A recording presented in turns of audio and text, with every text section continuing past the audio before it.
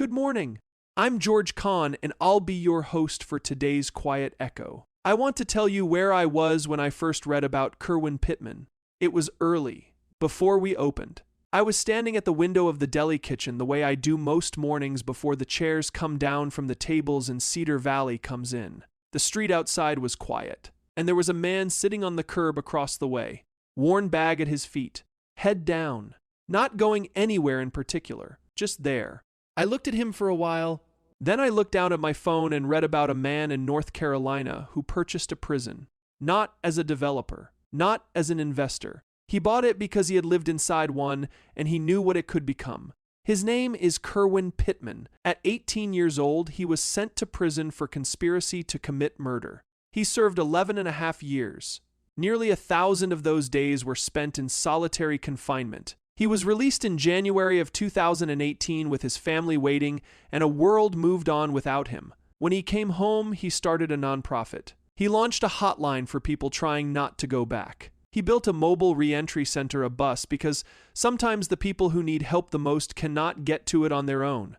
He worked alongside the governor of North Carolina on a task force for racial equity in the criminal justice system. Then last November, he saw a real estate listing for the former Wayne County Correctional Center in Goldsboro, North Carolina.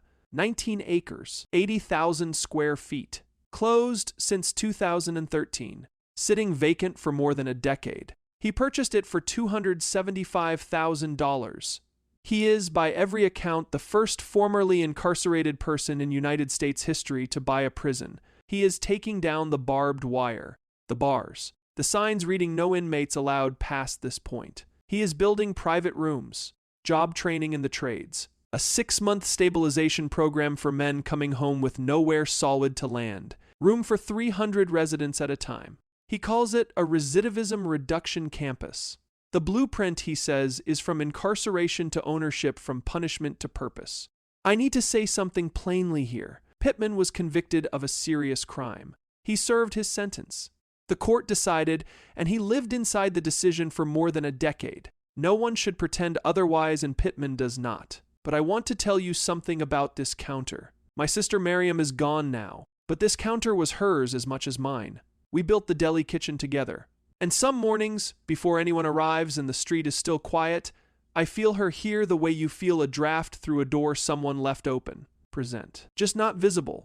I think about what it meant to have this place waiting for me when I needed it. To have family who believed the deli kitchen was worth restoring and believed I was too. Not everyone has that. Not by a long way. Kerwin Pittman had family. He said so himself. He had a place to go and people who believed he was worth the trouble. Many of his friends had nowhere.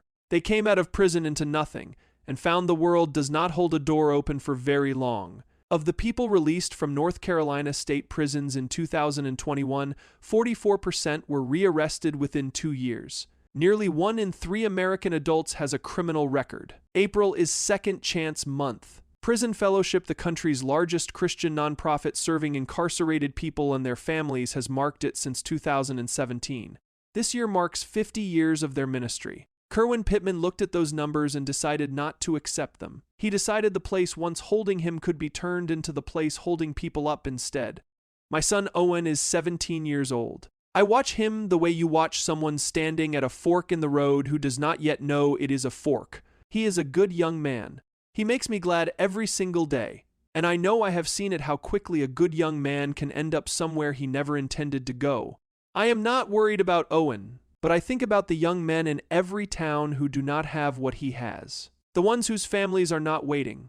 The ones for whom the door stays closed. I looked up from my phone and the man on the curb was still there.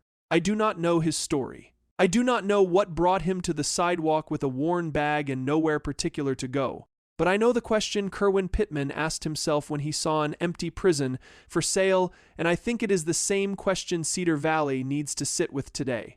Not what did this person do? Not what did they deserve? What can this place become? Kerwin Pittman purchased a prison and answered the question with everything he had. Cedar Valley does not need to buy anything. It just needs to open a door. Someone in Cedar Valley knows this story. A door opened when it did not have to. A second chance given or received. A person who came back and was allowed to prove themselves. The Cedar Valley News Facebook group is where the conversation continues. Come tell us. I will put the link in the show notes.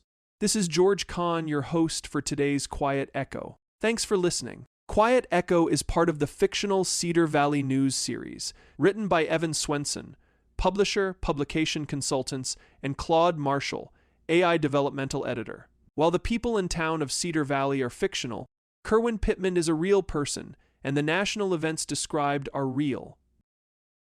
You've been listening to the Cedar Valley News Podcast, where small-town voices meet the headlines shaping our world. From faith and family to front porches and fields. We'll be back with more stories connecting real lives to real events. Until next time, keep your porch light on, your faith strong, and your heart open. This is Cedar Valley News.